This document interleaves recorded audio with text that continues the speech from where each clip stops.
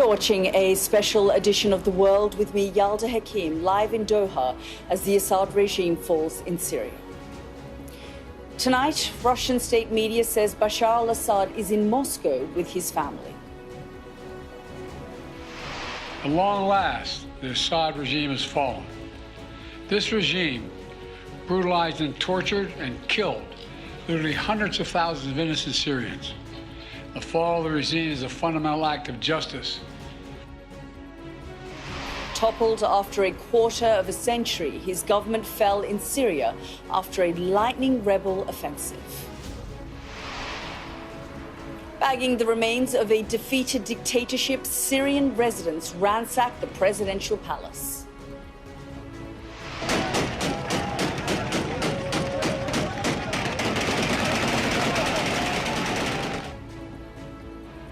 After widespread celebrations on the streets of Damascus, an overnight curfew is imposed.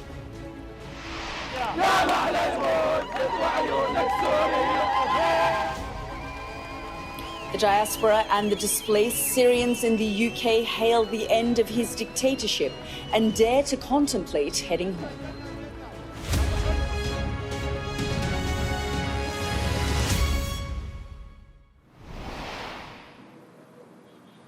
Hello, good evening, and welcome to this special edition of The World with me, Yalda Hakim, live from the capital of Qatar, Doha, as the world reflects on the end of Bashar al Assad's iron grip on the people of Syria.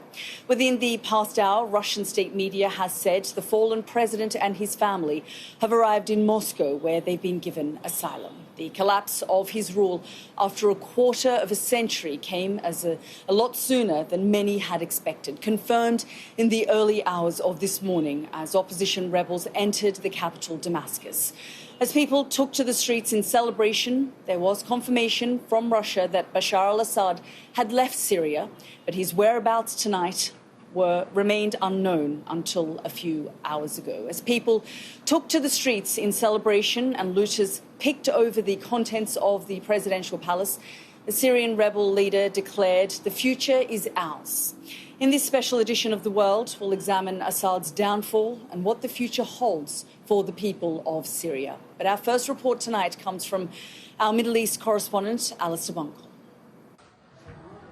Just hours after Bashar al Assad had fled Damascus, his presidential palace was being ransacked and looted by the very Syrian people who he had oppressed for so many years. Liberated, they bagged the remains of a corrupt and defeated dictatorship as a new day and a new future started in Syria.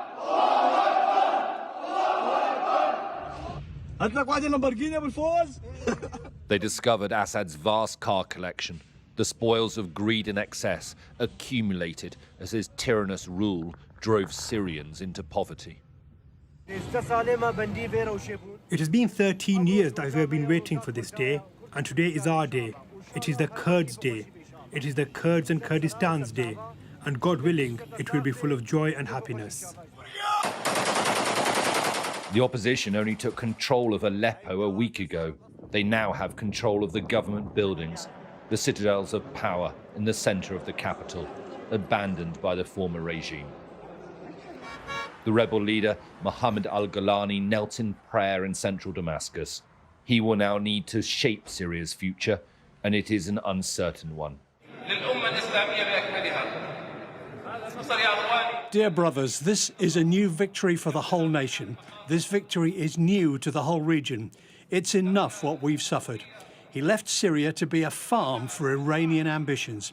He spread sectarianism. He spread corruption. The country has become run by the worst dictator in the world.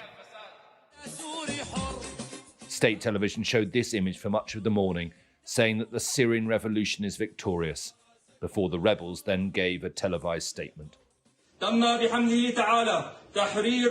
With God's help, the city of Damascus has been liberated, and the tyrant Bashar al Assad has fallen, and all the unjustly detainees have been released from all the regime prisons.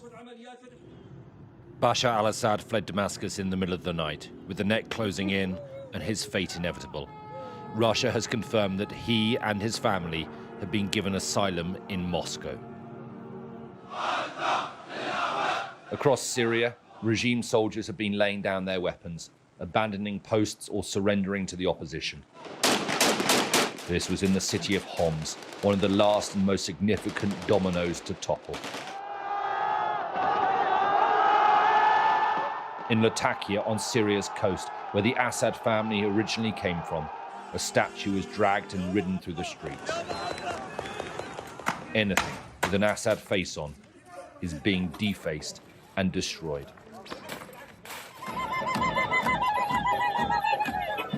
We got rid of injustice and this bad person, thanks to God, and we're very happy for that. It took barely 7 days to end more than half a century of Assad rule. Few will mourn the downfall of a dictator.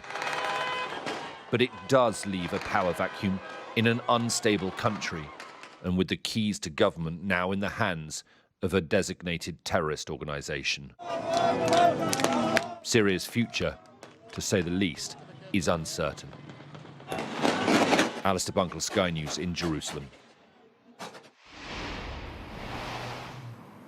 And Alistair joins us live now from Jerusalem. Joining us also is our correspondent, Ivor Bennett, from Moscow. Ivor, we'll come to you first, because in the last hour or so, that news that everyone suspected that Bashar al Assad had fled to Moscow has been confirmed by Russian state media.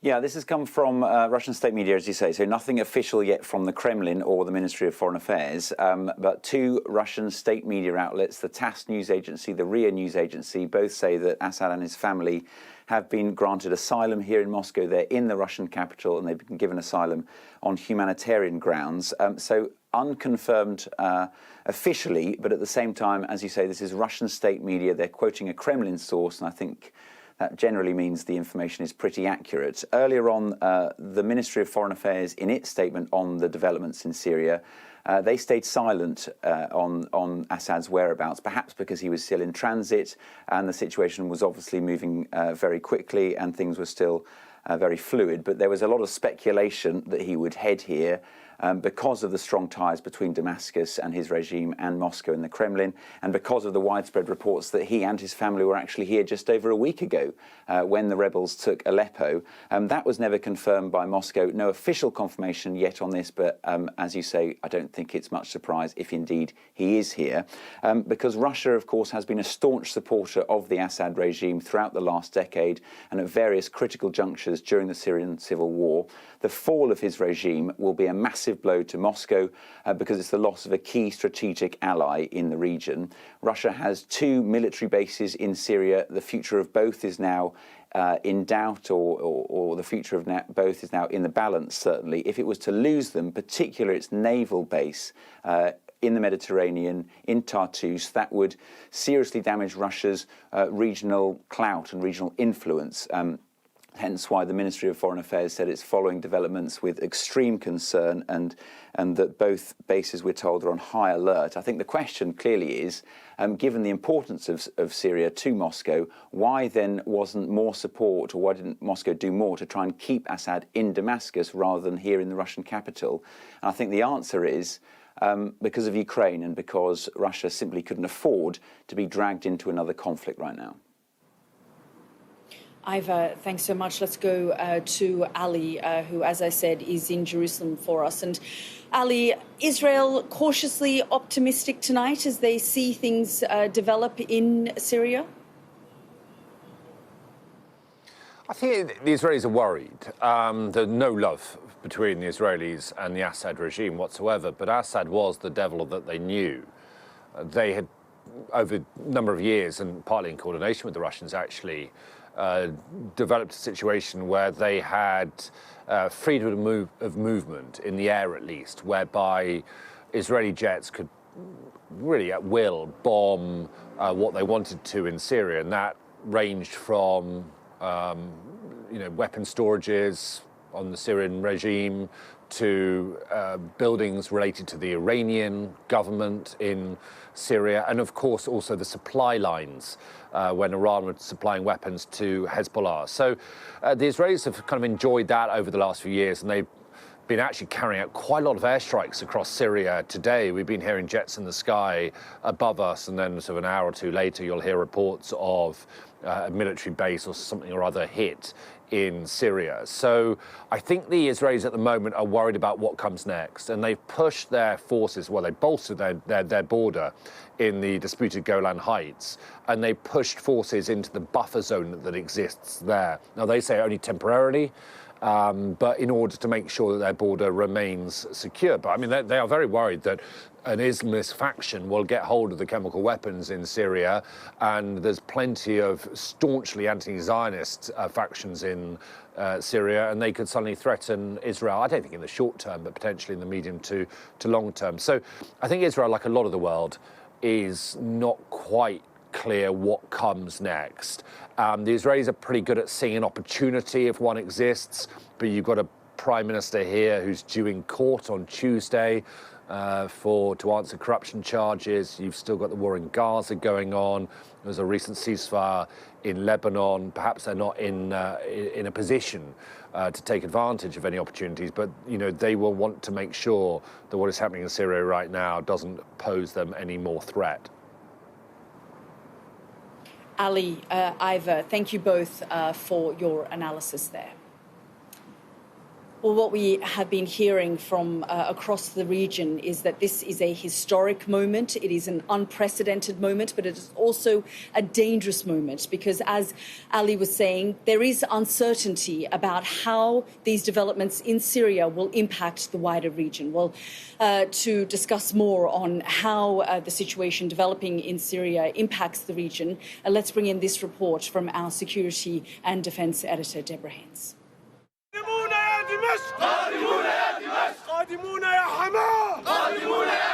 After the downfall of Syria's regime, the dawn of a new reality. Hopes for peace, but there is much peril here, following more than 13 years of civil war.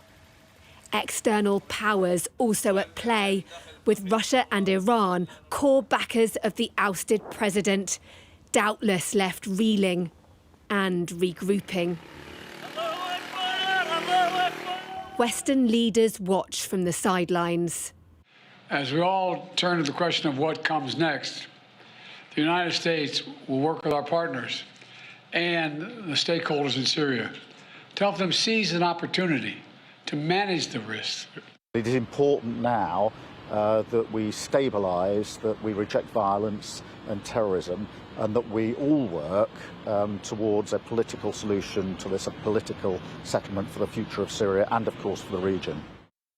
Much will hinge on this man, Abu Muhammad al-Jawlani. He's the leader of Hayat Tahrir al-Sham, or HTS, the main rebel group that took Damascus. Once linked to al-Qaeda, now presenting itself as a less radical, more unifying force. In a sign of the changing times, a former British spy chief even says the UK should reconsider its labelling of HTS as a terrorist group. Abu Muhammad al-Jawlani, the leader, has made great efforts over the last 10 years to distance himself from those terrorist groups. And certainly the actions we've seen of Tahrir al-Sham over the last 2 weeks has been those of a liberation movement, not of a terrorist organisation. Next door, Israel isn't taking any chances. Its Prime Minister visiting the Golan Heights, where he says his troops have temporarily seized a buffer zone that's been in place since 1974, with Israeli soldiers still on the ground inside Syria. This is a historic day for the Middle East.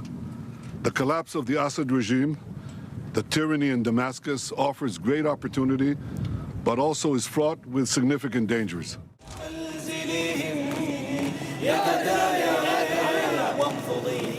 Any security vacuum could lead to a resurgence of Islamic State. US-backed Kurdish forces in the northeast of Syria played a key part in their demise.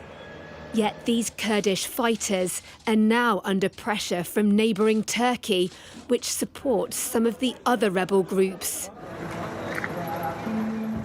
The conflict in Syria, like much of the Middle East, is complex, interconnected, and very hard to control. Deborah Haynes, Sky News.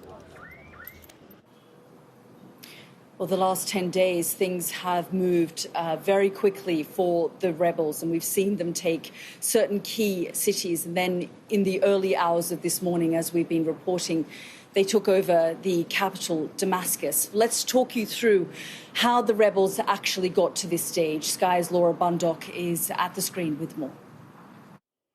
The fall of Assad's regime in Syria has been faster than anyone imagined. Here's how it happened. Well, until just over a week ago, this was the division of control. The rebels, led by the Islamist group Hayat Tahrir al-Sham, or HTS, they're in green there.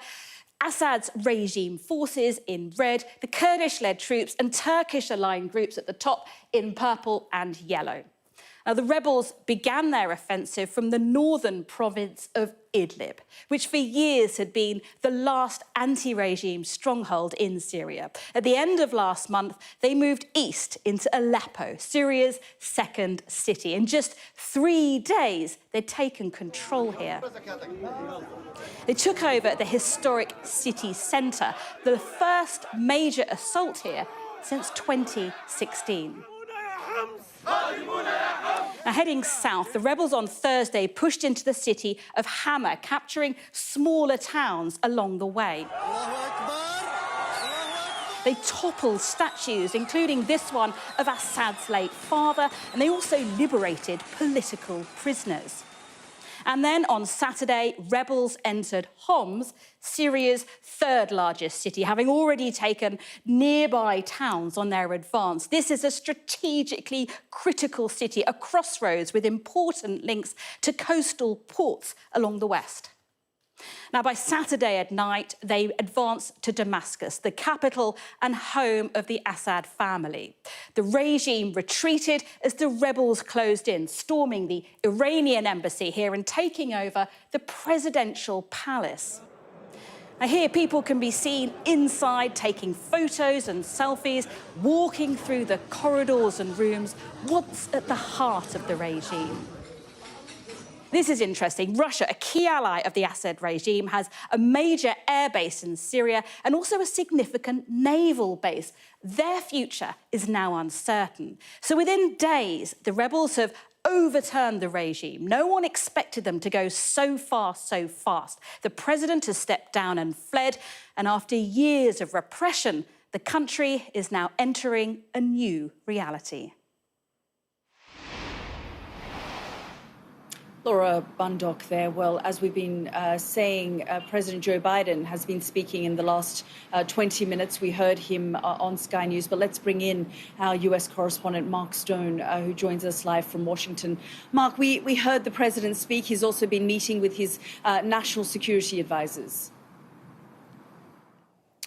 Yes, and you know it's been an interesting one to cover from here in Washington, because essentially we've got two administrations and we need to read the tea leaves from both of them, the outgoing Biden administration and the incoming Trump administration. Donald Trump, of course, doesn't take office until the 20th of January, but it's clear just from the images we saw of him in Paris over the course of the weekend, he is the dominant world leader at the moment. Everyone wants to understand his thinking, not least given what has happened over the course of the weekend, his thinking on Syria. He has in fact said a lot more than Joe Biden had said until about 40 minutes ago when we did hear from the president, for what it's worth. And I say that because he has only, 5-6 weeks left of his administration. But he sought, I thought, to try to prop up his own legacy, pointing out that it was American policy which has effectively weakened Russia, weakened Iran, weakened Hezbollah. I think some might say that is a little rich,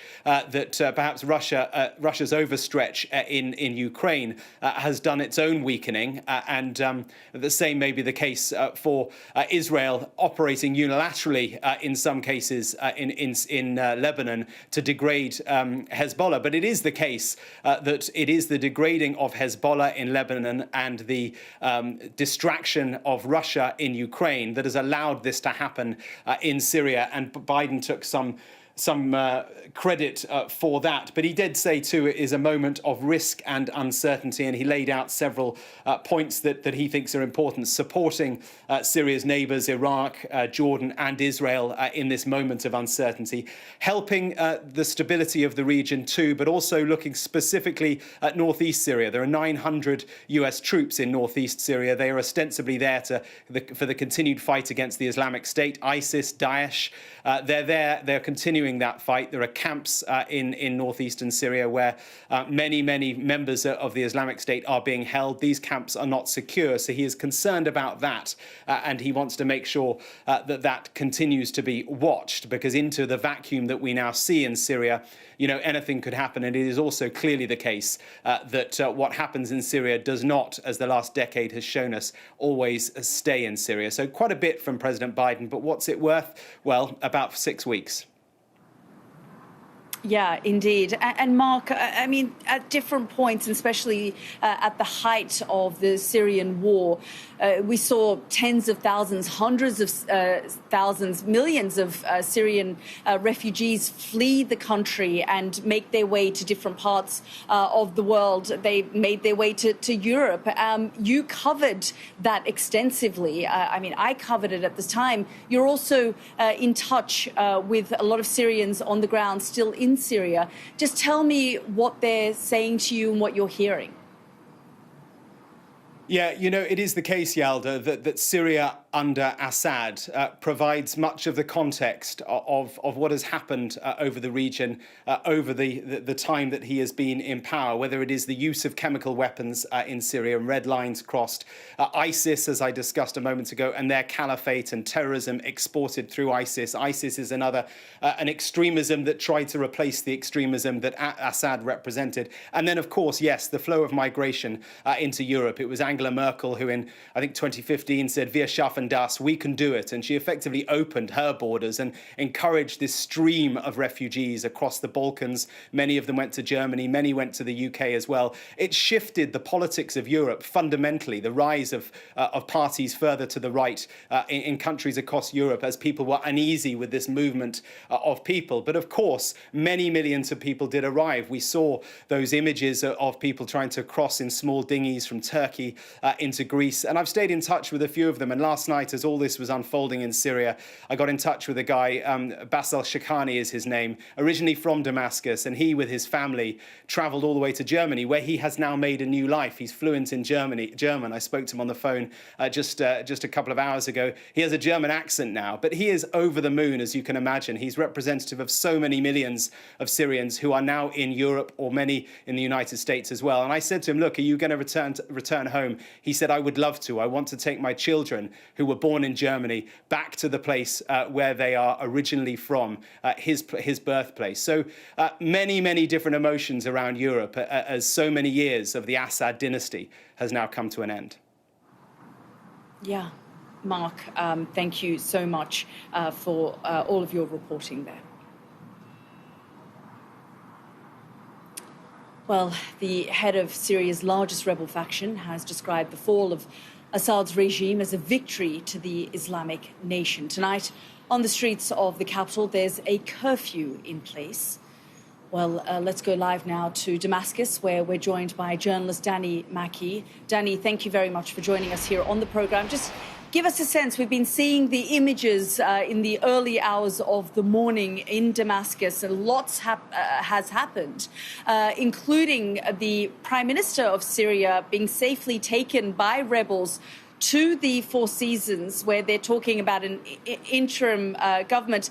I don't know if you can hear me at the moment. Can you hear me, Danny? I don't think we're trying to establish the communications with Danny. Oh, no, I'm told he is back. Danny, can you hear me? Yes, I can hear you. Hi, I was just saying we've been seeing since the early hours of the morning extraordinary pictures coming out of Damascus, including the Prime Minister of Syria being taken to the Four Seasons by the rebel fighters who have said that they are going to form an interim government. Just give us a sense of the mood there and what you're seeing and hearing. Well, it's definitely ironic that it would be the militants from Daraa who would be taking the Syrian prime minister to hand over power, because this whole crisis started in Daraa. And this is one of the main reasons why it's so important and symbolic what's happened over the previous few weeks, especially in Damascus, where we've seen the fall of the Assad regime. Because of this, what we're now looking at is the beginning of the period after the end, because a new dawn has shone on Syria now. We're looking at a united population for the first time in almost 15 years. And we have a number of challenges now which we are facing after this historic event. One of those is the economic situation. The other is providing immediate stability in the country and security. And from there, anything becomes possible. But for a population that has suffered tremendously over the last 15 years, really, it's a watershed moment, for all of those who have had detainees in different prisons and jails, for those even on both sides who have actually lost people in the fighting. So much blood has been spilled that yesterday was really sweet for most of the population.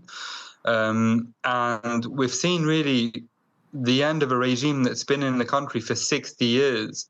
I mean, that's 60 years of no freedom of thought, 60 years of having no free press, 60 years of having one person, one idea, which is just continuous throughout our history. And that's something which is unacceptable. And Syrians rose up to fight that in 2011. They were defeated by a number of regional powers and by the government. And now, through a really spectacular chain of events, they've managed to finally topple the regime that they started toppling in 2011. In 2011. Danny, earlier we were looking at some images of the presidential palace being ransacked.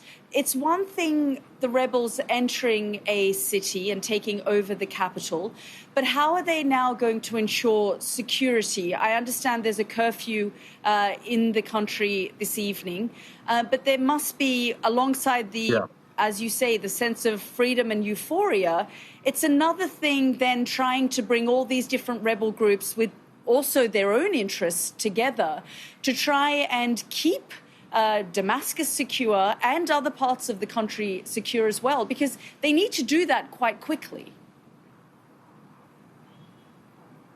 It has to be done very quickly, and it has to be done in a very sensible manner. Especially one where you have so much of the international community watching different patterns of behavior.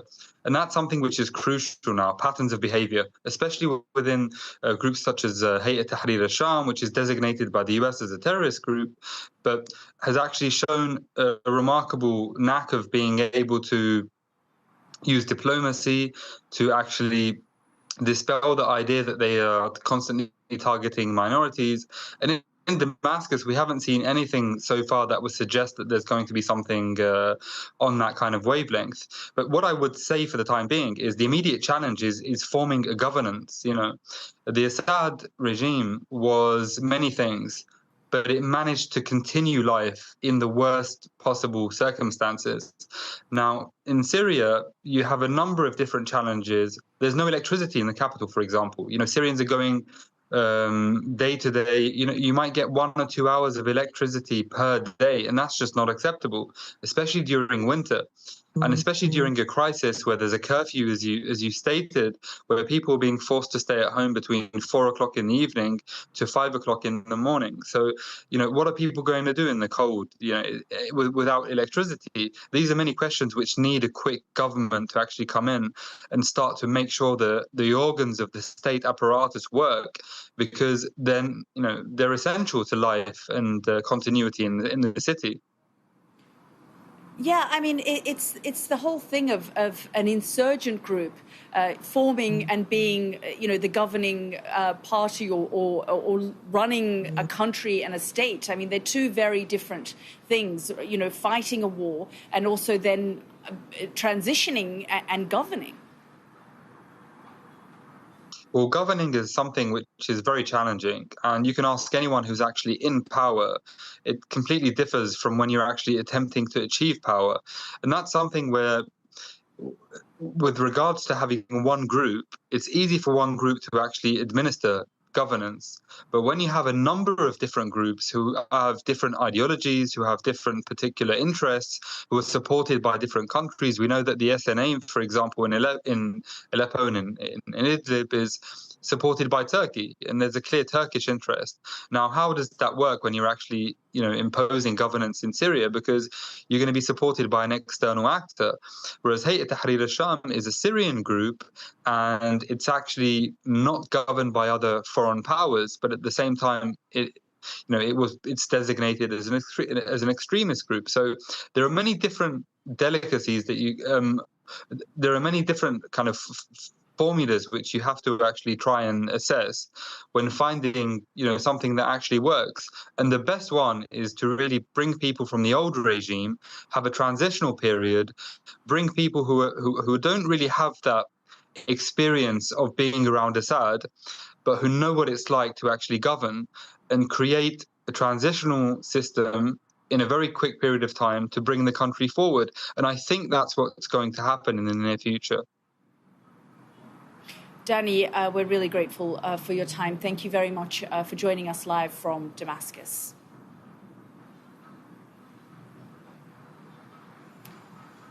Well, as we saw in the last 40 minutes or so, President Biden has been giving a speech to the nation, but he's also been meeting his national security advisor this evening in Washington to discuss the ongoing situation in Syria. The United States has confirmed it will keep about 900 of its troops who are stationed in Syria's east to guard against any resurgence of the Islamic State group. There's fear the extremist group could exploit any power vacuum to its advantage. Well, Ryan Crocker, the former US ambassador to Syria, joins me live now. Ambassador, thank you very much for joining us here on the program. We have heard from President Biden, and we've heard the confirmation that troops will be kept, around 900 troops in the north and northeast of Syria in the country. But President Biden has about 6 weeks left in power.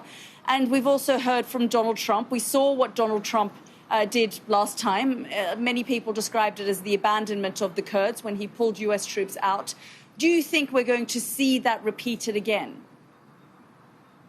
I think you're going to see some continuity and consistency between the two administrations, at least at the outset.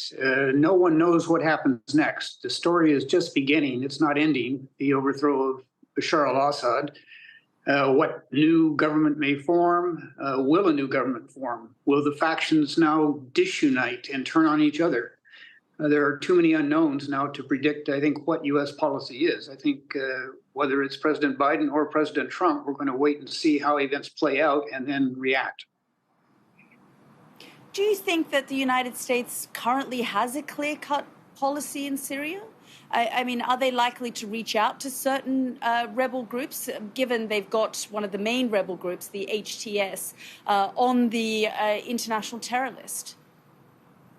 What I would hope and indeed expect to see is that the United States will coordinate very closely with our key allies. In this case, that would mean Syria's neighbors, Turkey, certainly, Israel, Jordan, and Lebanon, and Iraq.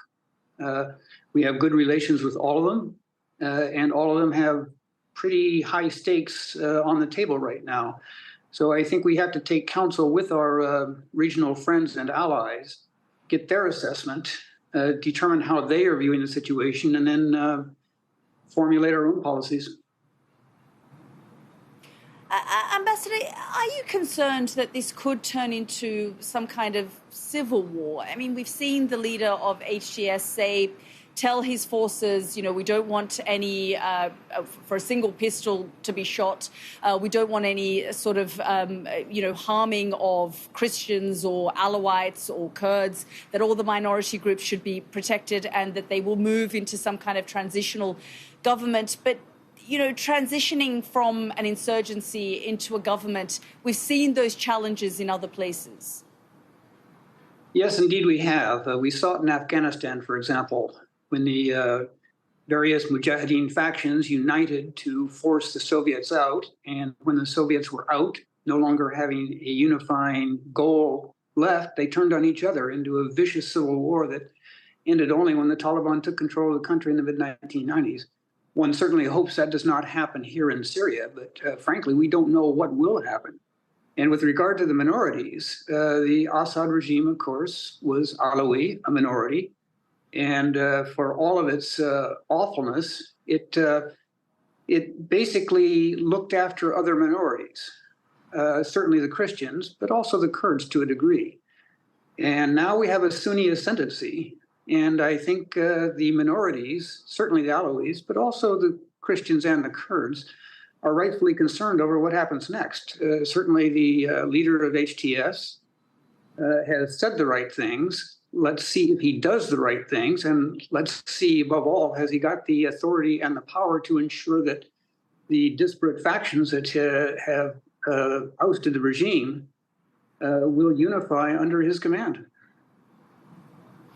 Ambassador, just in the last few minutes, the Reuters news agency is reporting that the U.S. Central Command, CENTCOM, says its forces have conducted dozens of airstrikes on Islamic State camps in central Syria. We've also seen airstrikes conducted in Damascus on military facilities by Israel. Is there a concern that this entire thing that the rebels have started could unravel? I mean, there are concerns about all of those different Islamic State fighters, for example, that the Kurds are holding in the northeast of the country, and a resurgence of IS or Daesh back in the country the way that we saw in 2014 and 2015. Well, this is a true revolution. And in a true revolution, anything can happen. The old order is completely swept away. The new order is forming. We don't know what form that will take, but right now anything is possible. And I think these preemptive strikes by Central Command against suspected Islamic State targets are indicative of that. Okay, Ambassador, we'll have to leave it there. Thank you very much for joining us here on the program. Thank you for having me. That was Ambassador Crocker talking to me there. Well, stay with us. We've got lots more coming up after the break. Syrian refugees based in the UK celebrate Assad's downfall. We'll be speaking to one.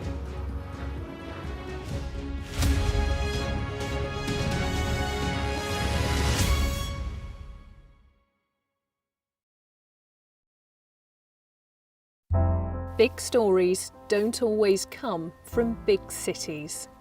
I'm Lisa Dowd and I'm Sky's Midlands correspondent.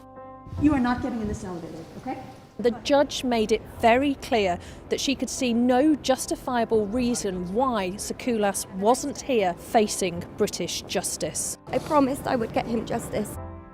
Free, wherever you get your news. This is what they're up against. The wind is the really big problems. It is back-breaking work and the smoke is thick. It's been working well. Water levels are dropping, but no one knows what impact further rain will have. What would you do if this place wasn't open? This is the exact spot in Nottingham where their 19-year-old son, Barnaby Webber, lost his life. I just think it's so cruel and so harsh. It's really scary. We're terrified. In this community, I'm told that everybody knows someone affected by COVID. Hopefully this will be the last wave. Sky News gets the full story first. Change seems tantalisingly close in this corner of the UK. Wales was the first to introduce the plastic bag charge. It's legal to let go. Set the speed and take the hands off. It's almost driverless, but not quite. Hans is a highly trained police dog. The force is incredible. It's really frightening, actually. This is my patch, my specialism. It's also my home.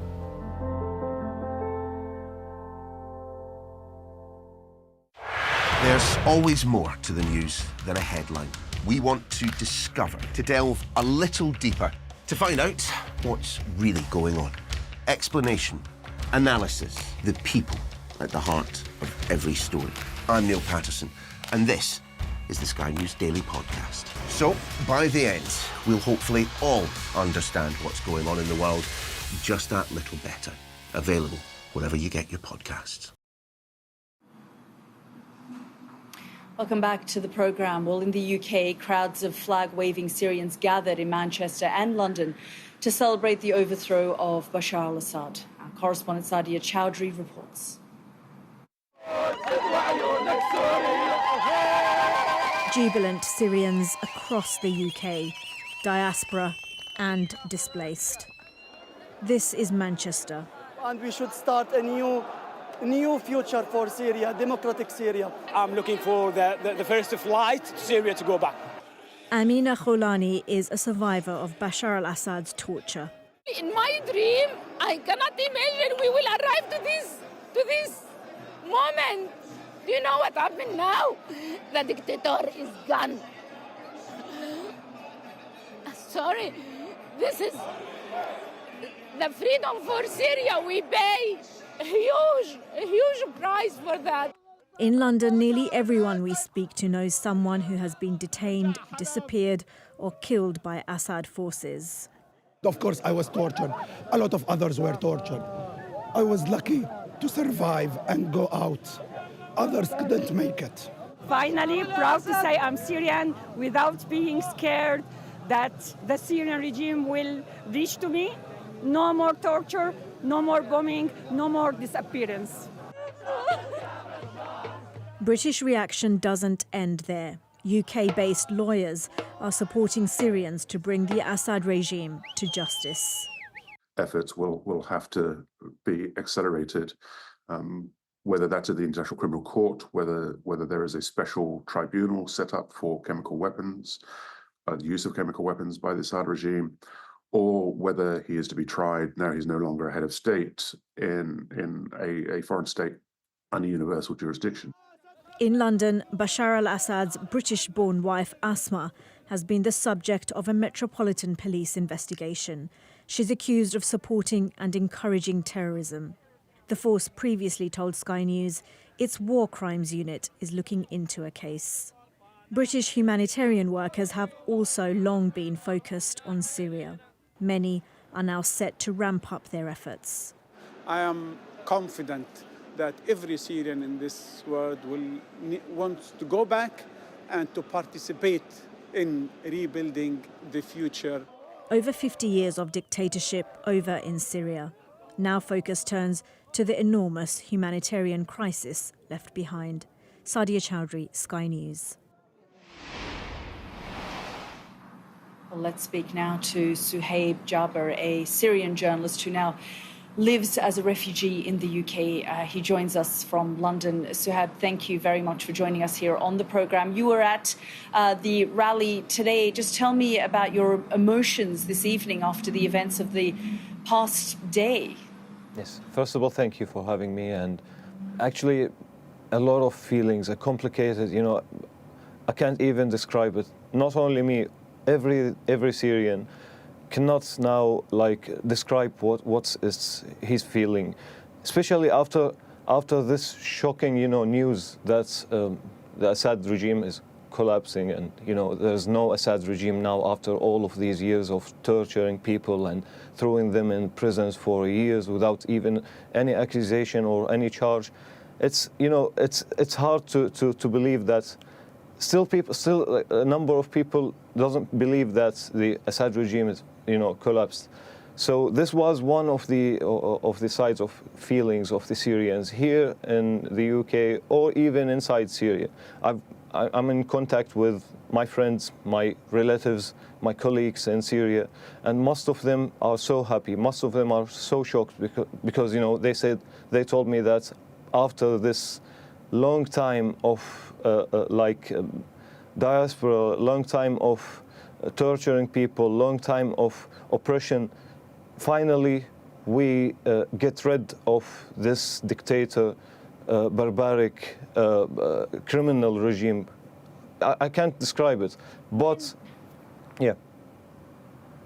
Yeah, I wonder, when you left Syria, Did you ever think that you'd be able to return? No, actually, I thought that I will not, be able to go back to Syria again in 2014 specifically. I, fled from Deir ez-Zor, which is my city in eastern Syria, and I've been tortured and, detained by Assad regime twice with my father. I've witnessed a lot of horrible things which happened with me inside prison. A lot of methods of torturing, they was like enjoying torturing us and torturing people only because I was filming demonstrations in Deir ez-Zor and in several places in Syria. This was my charge, only working in journalism, only filming the demonstrations for the people who asked only for dignity and freedom. That was all what those people want, just dignity and freedom. And now finally, this is the day, this is a glorious day actually, that the Syrian people got their freedom and dignity. And this is the time that they should plan for the future, for a promising future for Syria, to rebuild Syria, to involve in the political movement in Syria in the future, because, the Al-Ba'ath party was, taking or controlling all the other parties and, dealing with the government and dealing with the state as it's a gift for him. So now it's the time to say whatever the journalists want to say. It's the time to talk freely from the Syrian people, and they were so happy. I saw them in the demo today in London, in Trafalgar, and most of them even went to the previous embassy of Assad regime. They were trying to remove the old flag which represents the Assad regime here in London and remove it or change it with the new flag, the freedom flag, the green flag. And this is what their hopes, yeah. Will you be returning to Syria, do you think, and reuniting with some of your friends and family, the people you left behind? I hope so. Not only me, as I told you before, it's all the Syrians. Some of my friends already talked to me, they were living in Turkey, and they are now trying to go back to Syria. They went to or headed to the borders, the Syrian borders, and trying to go back to their homes in Damascus and Hama and Homs and a lot of places. But still there is a difficulty now in going immediately to Syria, especially in this situation, in this complicated situation. And as everybody knows, that after this long time of war, there will be, or there should be, a period of organizing the things inside Syria, of bringing back the security in Syria, to make the people secure, to rebuild the buildings, to guarantee that it will be safe for them.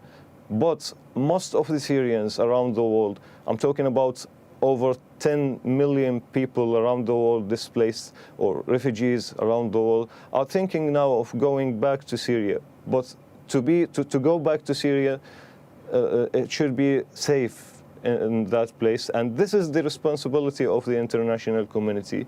The first thing to make Syria safe now is to get rid of Bashar al Assad, is to trial this criminal, to bring him to justice. Now we are hearing that, unfortunately, he's now in Moscow with his family, like if he didn't, do anything, and enjoying his time in Syria, in Moscow. And this will be the next mission, I think, for the Syrian revolution, is to chase the war criminal, this war criminal, to punish him of. If you look at the videos yesterday, you will see even children who burn in the prison. They doesn't know even what's the toy means. So this crime, it's in my opinion, it's the biggest crime, and he must be punished of this crimes. Suhaib, thank you so much for joining us here on the programme. We're very grateful. Thank you. Well, Ibrahim Olabi, a board member of the Syrian British Consortium, joins us live now. Ibrahim, we're hearing a lot about the emotions that people are feeling and how overwhelmed they are. Our previous guest just said many Syrians can't even believe that this day has actually come. In fact, some of them don't believe it's actually true because it appeared for so many who had been brutalized by the Assad regime, who'd lived through the horrors of that regime, they didn't think that he would ever be removed and that this day would come. Yes, I mean, it's something that none of us believed. I mean, Assad was not on a trail kind of downwards. He was being normalized by countries in the region. He was being invited to summits. He is being invited to COPs, the environmental kind of summits. It wasn't something that was that was predicted, but that is a reflection of the kind of that even the army is not willing to fight for him. Even his former support base see him as the man as he is, and a lot of people in Syria know him as the criminal that is heading this regime. This could not have happened but for the criminality that he has shown towards Syrians inside and outside of Syria, the mass torture, the chemical weapons. Syria was being tried at the International Court of Justice for mass torture, and he himself has active arrest warrants by France for the use of chemical weapons. I mean, that's the person and that's the regime that we're dealing with. So the accountability fight continued, the humanitarian aid issue continued, the political pressure continued, but none of us imagined how quickly this regime would collapse. So it's definitely a chapter of repression. Absolutely. It absolutely crumbled. Yeah, absolutely. And I guess the question, though, is in all of the euphoria and people talking about this being an unprecedented moment, a watershed moment, is there concern, though, that given all the different elements and factions and great powers regionally and beyond who have been engaged in Syria for the last decade or so, will continue to meddle, and there will be another bloody chapter in Syria's history? Well, the answer in a way is I can answer by what you have said. They've been meddling in this for a decade, right? This is not a situation where you had a central state in control of Syria and then it fell apart and now, people are rushing in. We already had foreign interference. We already had a split country. We already had factions fighting each other. We already had a crippled economy. And on top of that, we had a repressive government, a pariah state that uses the fact that it's a member of the state of the international community to issue fake passports for people to circumvent sanctions, to issue drugs into the region, to deny people entry, to go after dissidents. So now that pariah state is out of the equation and the rest of the elements continue. But it's not going to be something new. This is not a situation where people can compare it to other countries in the regional parts of the world as, oh, no, we lost the central state, so now the country is going to go into chaos. We were living in chaos because of the Assad regime and because of what he has done. And so now it should only go upwards from there. And anything that kind of happens in the transition is already things we have been living in a way. But also the regional countries are aware of, the Syria fatigue. And so I think the region does want a solution for Syria, and so do Syrians, right? I mean, you've seen the attitude of the combatants, you've seen the attitude of the civilians. It seems like everyone is hungry for a solution, but we need to be careful. Yeah, even regionally, we are hearing different regional leaders, behind the scenes talking about making some kind of outreach to different rebel groups because they want a political path, they want engagement. I guess, the concern as well is that HTS, Hayat Tahrir al-Sham, is on the United States terror watch list. So that's, they will no doubt have a role to play in the transitional government, and they have been the most dominant force rebel group that have managed to move through the country and overthrow the Assad regime. Yes, I mean, there are a lot of difficult questions to be answered by both Syrians and the international community. I mean, we've heard President Biden now say that he's watching carefully. These groups are being monitored. We are taking note, and I think that's a signal that there might be a shift in attitude, a provisional shift in attitude until we see what happens. But again, none of these groups are new. None of these emerged, from nowhere. They were always there, and they've always had parts of Syria. And as you said, HTS was kind of coordinating the attack from the north. But the people that actually got to Damascus were the armed groups from the south that formally reconciled with the government and said, we don't want to fight anymore. In that sense, the level of repression that they faced, even after reconciling, forced them to pick up arms. Sueda in the in the southeast, a Druze minority also picked up arms and toppled the regime in their areas and moved west. So in a way, there are difficult questions with a lot of these factions. We have seen some change of attitude that we've taken note of and that we're keeping an eye on. And as I said, all of these conversations belong to the next chapter of Syria that we're very much going to be involved with. We're going to push. We haven't given up in the last 13 years against the Assad regime, calling for human rights and democracy and freedom, and we will not give up in the next. And just briefly, Ibrahim, I have about a minute left, but do you think that these different groups will be able to make the most of this opportunity, or do you think this is a dangerous moment? I think we have seen an incredible amount of political maturity, actually, because of a lot of these groups who had interfighting between 2012 to about 2019, and a lot of factions disappeared, others appeared, and so on. But we've seen a lot of maturity in the political rhetoric. We've seen a lot of maturity in the ranks, in the command structures and the command chain, things that we have not seen in the past. So again, cautiously optimistic when it comes to them. Lots of work to be done, but definitely a new chapter. Okay.